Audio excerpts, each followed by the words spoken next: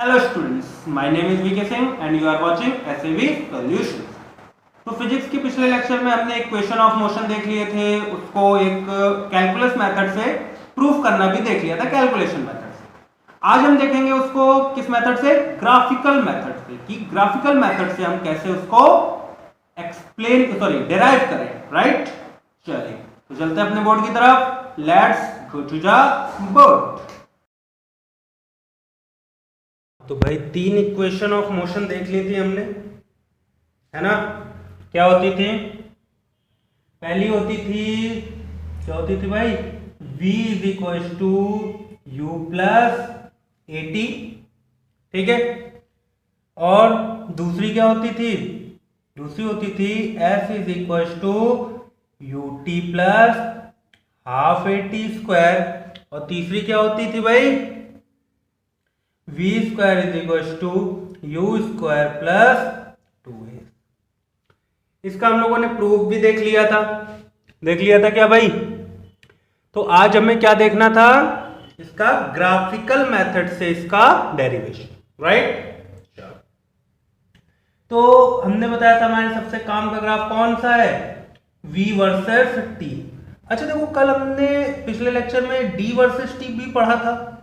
d क्या था, distance, t time था, ठीक है। कहीं कहीं इसको डिस्प्लेसमेंट भी बोलते हैं। तो देखो डिस्प्लेसमेंट और टाइम का ग्राफ डिस्टेंस टाइम ग्राफ जैसा ही होगा। फर्क कितना है कि डिस्टेंस टाइम ग्राफ कभी एक बार बढ़ने के बाद नीचे नहीं आएगा, क्योंकि हमने बताया था डिस्टेंस कभी बढ़ने के बाद घटती नहीं, मगर ये वाला के डिस्प्लेसमेंट में हो सकता था। क्यों हो सकता था, क्योंकि डिस्प्लेसमेंट में क्या था, डिस्प्लेसमेंट में पहले बढ़ सकता था, नेगेटिव भी तो हो सकता था। मान लो बॉडी आगे गई फिर बॉडी पीछे आने लगी तो डिस्प्लेसमेंट कम होने लगा, ठीक है। तो डिस्प्लेसमेंट के केस में ये नेगेटिव स्लोप आपको देखने में मिल सकता था, मगर डिस्टेंस में कभी आपको नेगेटिव स्लोप देखने को नहीं मिलेगा, क्योंकि डिस्टेंस कभी नेगेटिव या डिस्टेंस एक बार बढ़ने के बाद कम नहीं हो सकती। इतना क्लियर है, ठीक है भाई। उसी तरह सेम डिस्टेंस के साथ जो था वही हमारे पास वेलोसिटी के लिए भी है। क्या कि वेलोसिटी जो है वो नेगेटिव स्लोप दे सकती है, मगर कभी हमारी स्पीड जो है वो एक बार बढ़ने के बाद कम हो सकती है, बट वो नेगेटिव नहीं जाएगी। स्पीड बढ़ सकती है, स्पीड 0 से 5 गई, 5 से स्पीड कम हो गई फिर 3 आ गई, ये तो पॉसिबल है। पर स्पीड नेगेटिव कभी नहीं होगी कि बढ़ के गई 5 फिर 5 से इधर आई तो इधर माइनस में 2 चली गई, माइनस में 2 नहीं जाएगी स्पीड। स्पीड बढ़ने के बाद घट सकती है पर माइनस में नहीं जा सकती, ठीक है। वेलोसिटी बढ़ने के बाद घट भी सकती, माइनस में भी जा सकती। डिस्प्लेसमेंट भी बढ़ने के बाद घट सकता है, माइनस में भी जा सकता है, मगर डिस्टेंस ना तो माइनस में जा सकता है और ना ही बढ़ने के बाद घट सकता है। क्लियर है। एक्सेलरेशन हमेशा से ही वेक्टर क्वांटिटी है, उसका तो स्केलर क्वांटिटी में कोई भी कंपैरिजन है ही नहीं, ठीक है। चलो तो हम देख रहे थे इक्वेशन।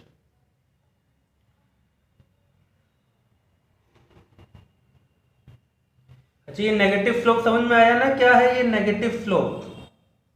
देखो ऐसे चढ़ रहे हैं तो पॉजिटिव, इसी का उल्टा उतरने लगे तो क्या हो गया, नेगेटिव, ठीक है।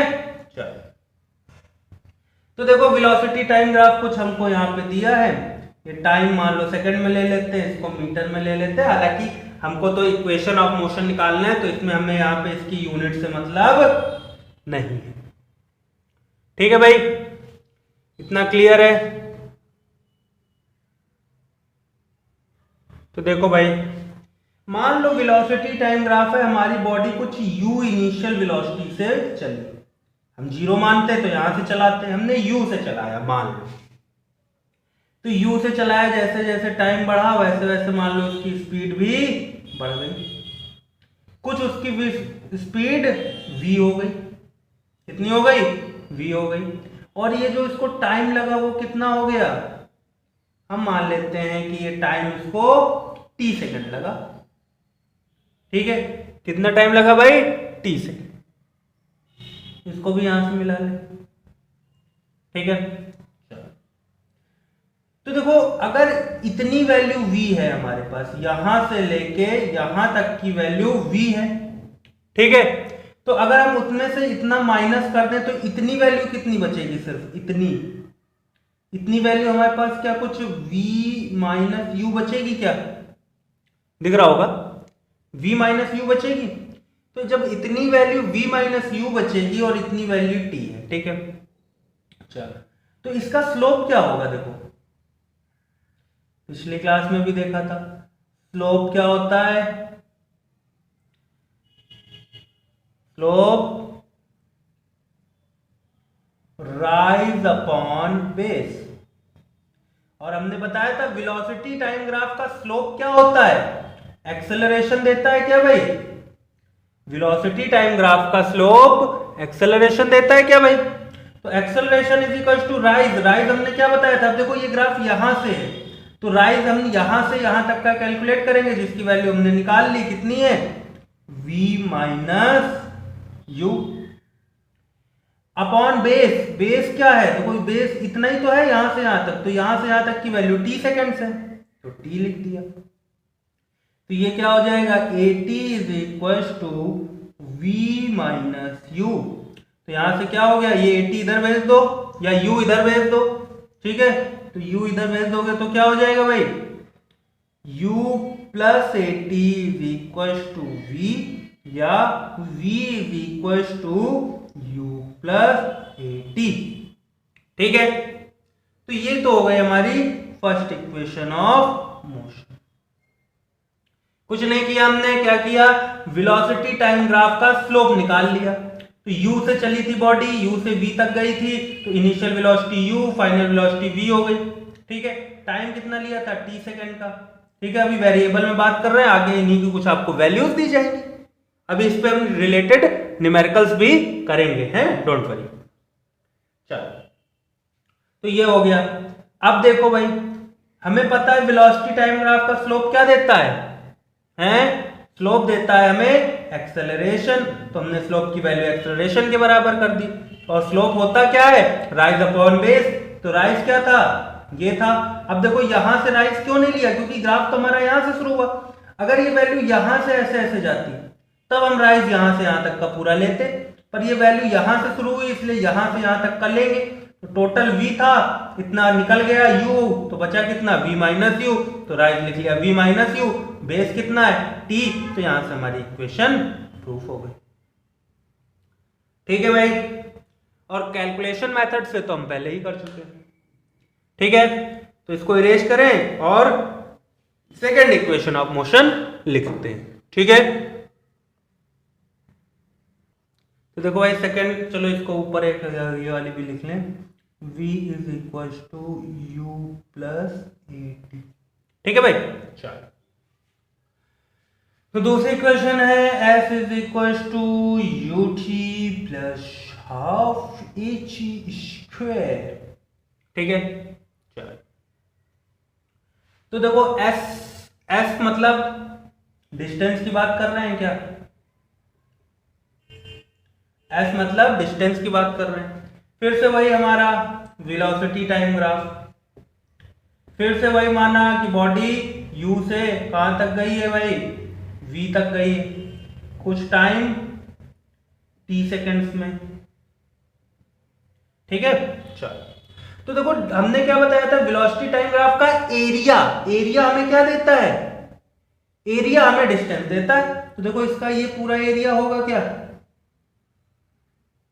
अब देखो ये पूरा एरिया हम कैसे निकाल सकते हैं, या तो ट्रेपेजियम वाला फॉर्मूला लगा लें, है ना, या फिर इतना ये रेक्टेंगल का अलग निकाल लें और इतना ये ट्रायंगल का अलग निकाल लें। तो हम क्या लिखेंगे, एरिया क्या हो जाएगा, मान लो हम इसको मान लेते हैं कुछ O A B C और D, तो एरिया ऑफ क्या हो जाएगा, OABC क्या होगा हमारे पास, तो एरिया क्या होता है भाई, डिस्टेंस हो जाता है।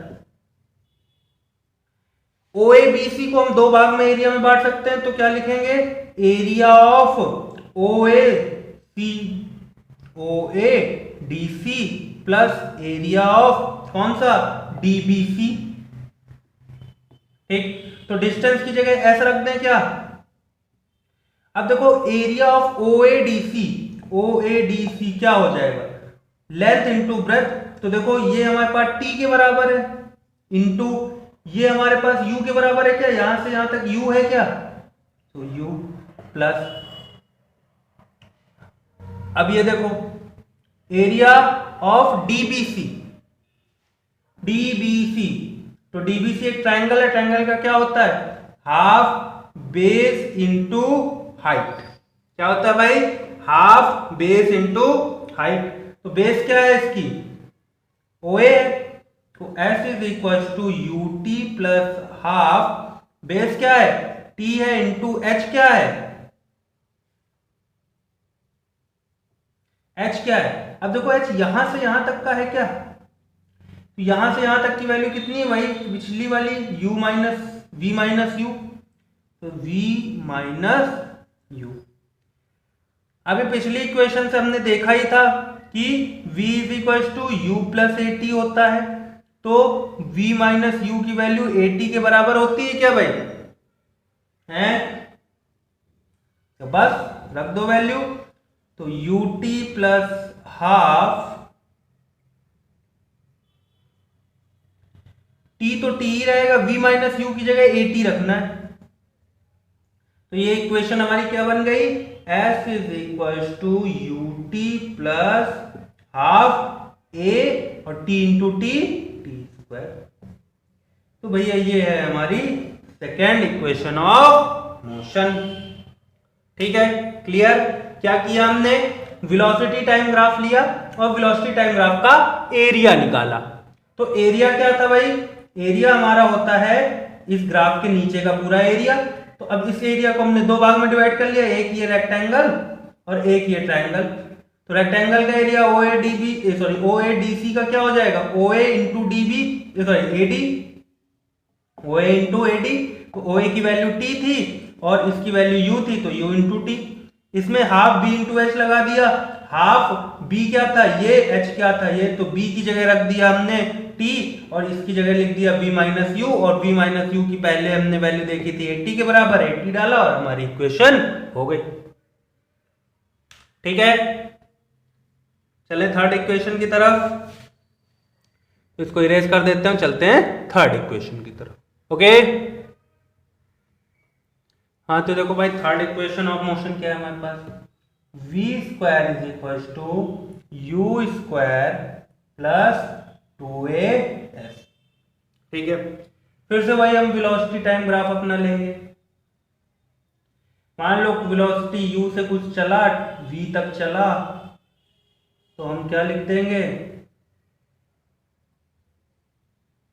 ठीक है, तो ये u से चला v तक चला, कितने टाइम में चला भाई, t सेकंड। ठीक, चलो तो देखो फिर से भाई डिस्टेंस निकालेंगे या डिस्प्लेसमेंट बोल लो तो एरिया ही तो निकालेंगे। तो देखो इसका एरिया हम क्या लिख सकते हैं, ये एरिया क्या, ये ट्रेपेजियम जैसा है क्या, तो ट्रेपेजियम का एरिया क्या होता है, sum of parallel side into sum of parallel side into distance between them upon 2। ठीक है, तो देखो एरिया इसका क्या होगा, देखो इसका एरिया s के बराबर होगा distance sum of parallel side. Sum of parallel side देखो एक पैरेलल साइड u है, एक पैरेलल साइड v है, यहां से यहां तक की डिस्टेंस v है, यहां से यहां तक की u है, क्या लिखें, v प्लस u। ठीक है, डिस्टेंस इनके बीच की कितनी है, t है क्या दोनों के बीच में, इस और इस साइड के बीच में डिस्टेंस हमेशा पैरेलल डिस्टेंस, पैरेलल लाइन के डिस्टेंस कैसे नापते हैं, शॉर्टेस्ट वाली, ऐसा नहीं कि यहां से लेके यहां तक की नाप लें, नहीं, शॉर्टेस्ट तो क्या होती है डिस्टेंस, वो परपेंडिकुलर होती है। तो ये तो t के बराबर है अपॉन 2। ठीक है, अभी देखो हमने इक्वेशन पढ़ी थी, क्या पढ़ी थी, v is equal to you plus A T, यहां से अगर t की वैल्यू निकालें तो क्या हो जाएगी, v माइनस यू अपॉन ए हो जाएगी क्या है, बस t की वैल्यू डालनी, क्योंकि इस इक्वेशन में कहीं हमें t नहीं दिख रहा है, तो देखो टी की वैल्यू डालेंगे तो v plus u into v minus u upon a, ये अपॉन का 2 था ही और a और आ गया, तो ये 2 इंटू ए इधर चला आएगा तो 2as बन जाएगा इज इक्वल टू, ये देखो भाई a plus B A minus B क्या हो जाएगा A square minus B square, है ना। तो हम इसको क्या लिख सकते हैं कि ये इधर भेज दें तो क्या हो जाएगा वी स्क्वायर, अब ये चीज इधर भेज देंगे ना तो क्या हो जाएगा V square is equal to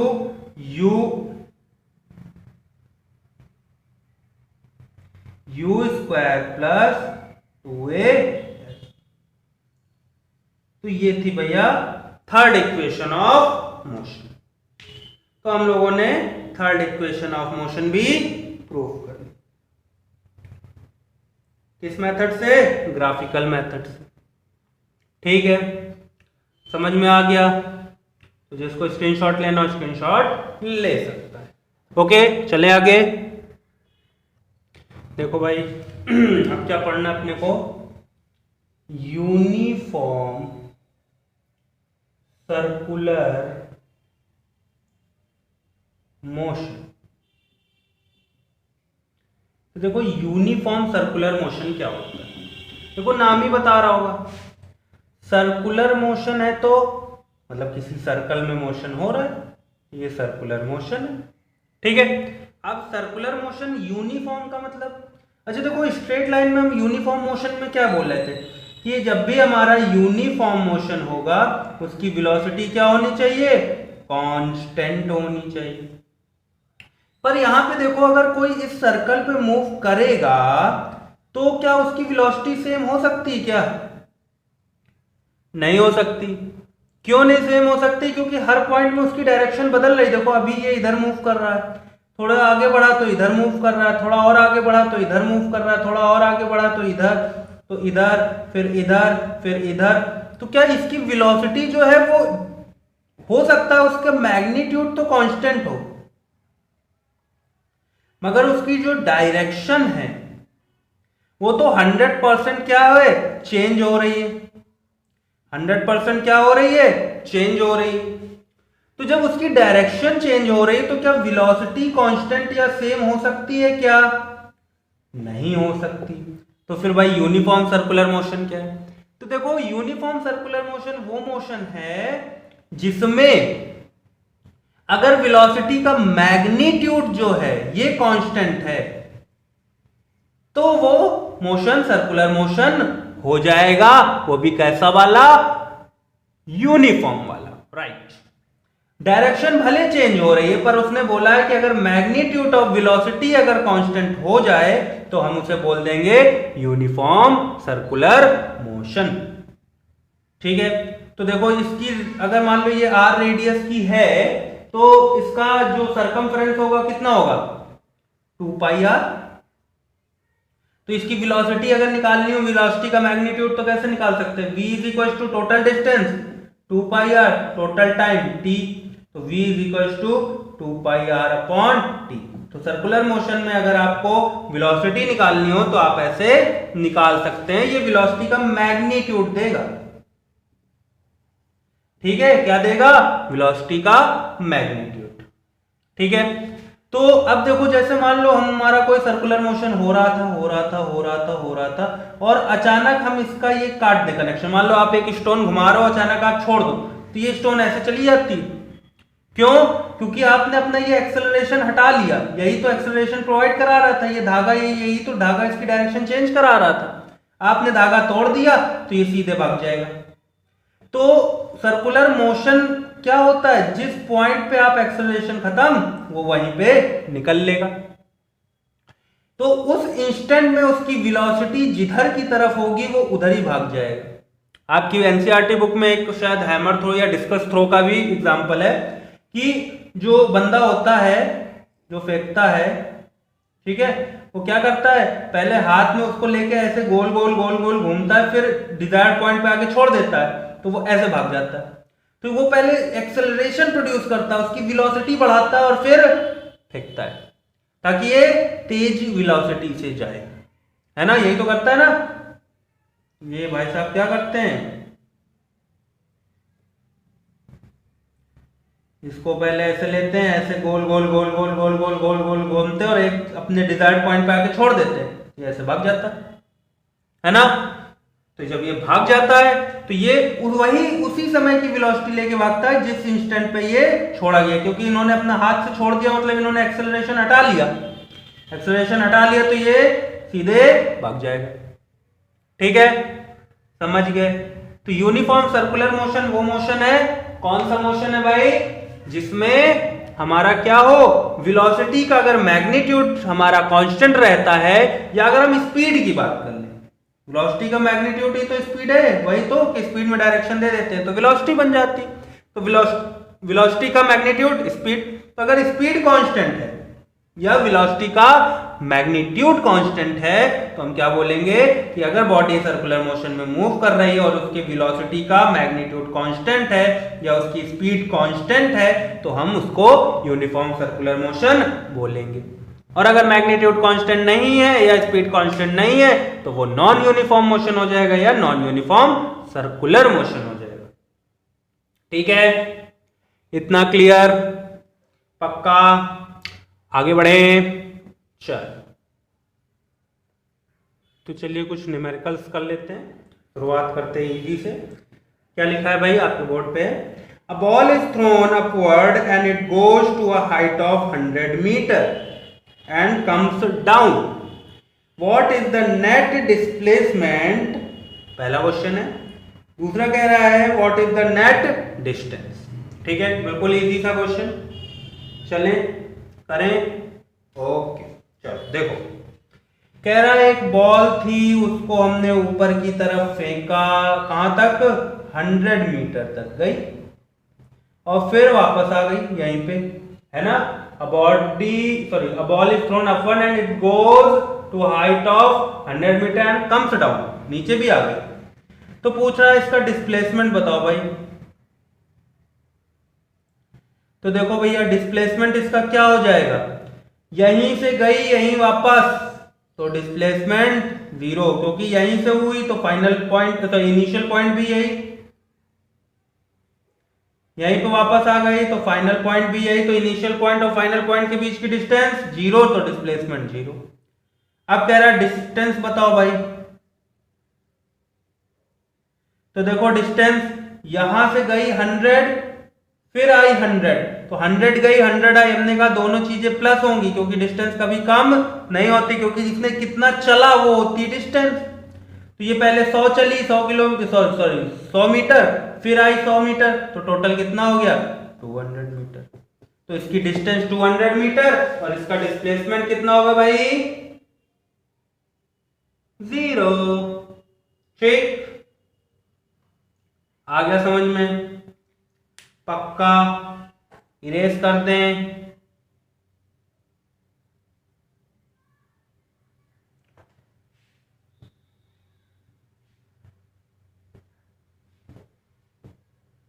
चलो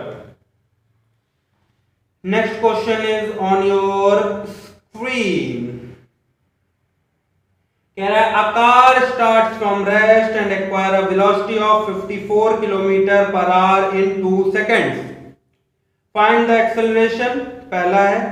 दूसरा कह रहा है distance travel by the car, assume motion of car is uniform, मतलब motion of car is uniform का मतलब नहीं पता, नहीं पता,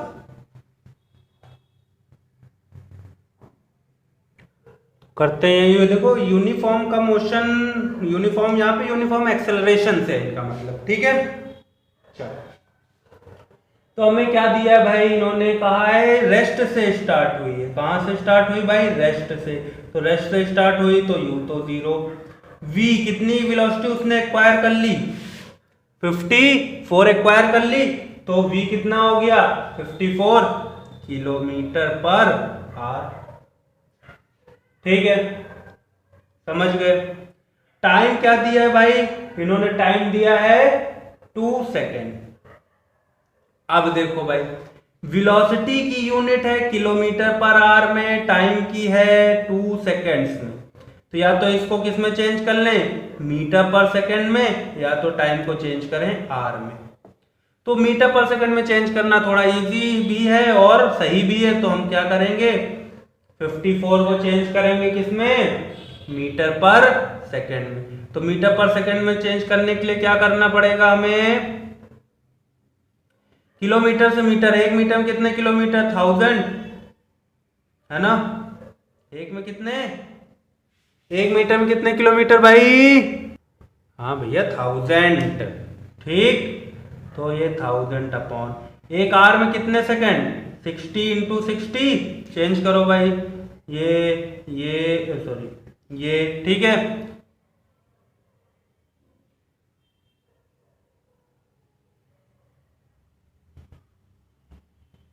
ठीक, फिर 3 से कट जाएगा 2, 3 से कट जाएगा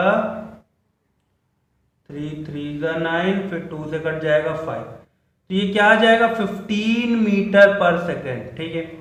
इजी ट्रिक भी होती है, 54 को चेंज करना है, सीधे किससे मल्टीप्लाई करना होता है, 5/18 से बस।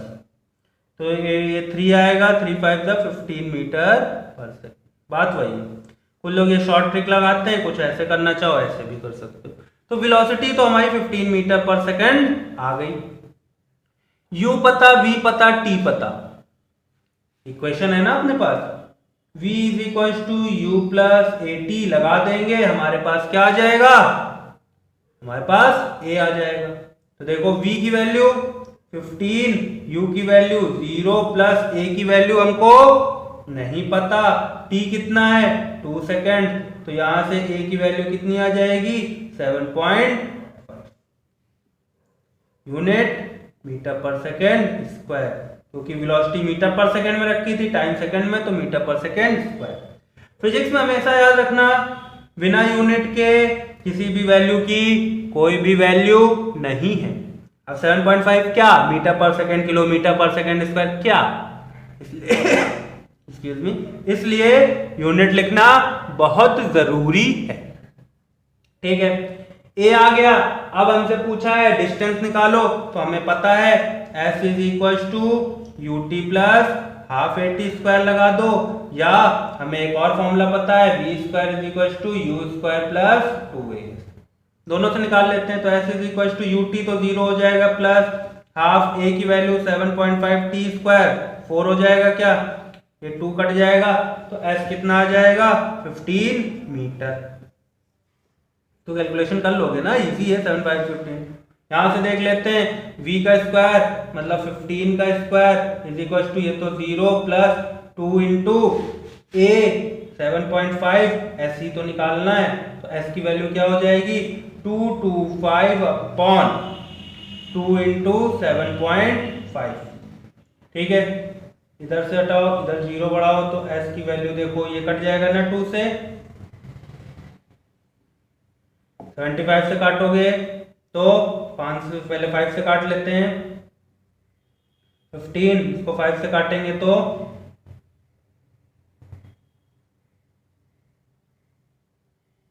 फिर ये 15 से ये काटोगे तो आंसर यहां से भी कितना आने वाला है 15 मीटर। यूनिट जरूर लिखें, ठीक है। चलो, तो दूसरा क्वेश्चन भी हमारा खत्म, समझ में आया ना भाई। चलिए जल्दी से एक क्वेश्चन और करते हैं, फिर लेक्चर को वाइंड अप करते हैं।